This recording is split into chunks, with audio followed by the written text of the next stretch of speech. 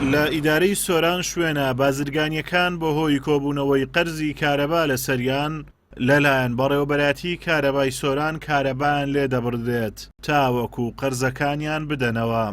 تاکو ئێستا 92 میلیارد دینار خەڵک قەرزداری کارەبایە بە کۆی گشتی هەموو پۆڵەکانیەوە و شوێنی بازرگانیەکان 17 میلیارە لەو جەمعی 17 میلیارە و هەڵمەتەکانی کارەباش بەردەوامە.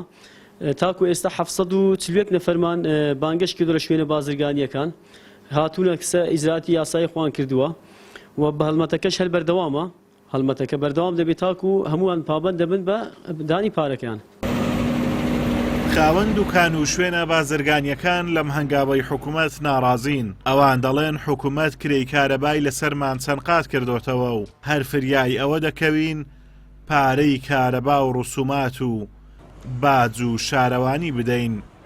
ئەو هاوڵاتی و کاسبکارانە دەشپرسن حکوومەت کە بە شوێن قەرزەکانی خۆیەوەیە دینار بە دینار لە هاوڵاتی دەسەنێتەوە بۆچی لە ئاست ئەو هەموو قەرزەی هاوڵاتی و موچەخۆران بێدەنگە کە لەسەر خۆی کەڵەکە بووە.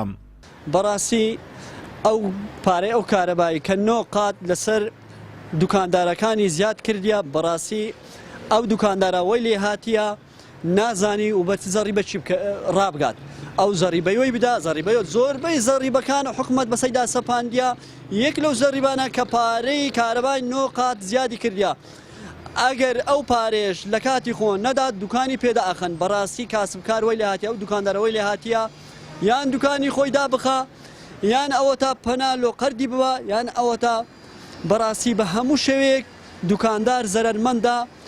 بەڕاستی ئەمە وەکو کاسبکاران گلەی زۆرمانەیە لە نرخ کارەبا کە ئێستا نرخەکەی لەگەڵ کارەبای ماڵان نۆقات بەرامبەرە. هەروە سەرڕای ئەوەش کە پارەی کارەبا قەرزانی و بازار نییە هەمووش ئاگدار کراینەوە کە لەلایەن وەزارەت کارەبا دەبی پارەکە بدەین.